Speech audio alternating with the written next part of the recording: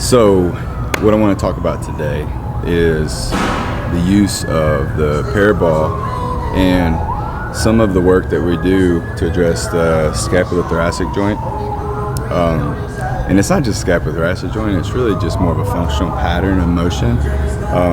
If you looked into physical therapy literature, you would see P&F patterns, which are basically common patterns of motion of the scapula on the thorax. One of them is going to be a cross pattern. I call it a D1 flexion pattern. And it's going to come from here to here. And when we use the ParaBall, we're getting reciprocal motion. So we're getting the D1 pattern here, and then we're reversing it here. So it's a bit like a figure eight. And then we're working on transitioning those patterns through kind of a gait cycle. So you're having to duplicate the footwork mechanism over and over as well. So what I'll do now is we'll demonstrate the ParaBall figure eight routine. I'll do it stagnant, and then we'll do it with some movement. And then I'll show you a couple of varieties and a progression to go along with that.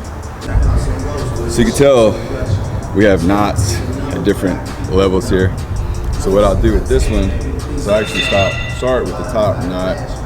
And then my goal with this is just like in a yoga pose or in a fighting stance, you're gonna get what we call a 90-degree stance. So just like a corner of a box. And then we're just gonna step back into it a little bit. And then our goal here is as we turn through, we're gonna turn and pivot forward, and then we're gonna pivot back, right? So it's gonna be a pivot forward, pivot back, pivot forward, pivot back.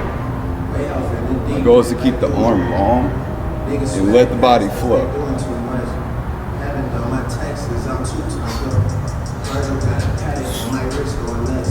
Utilizing that momentum.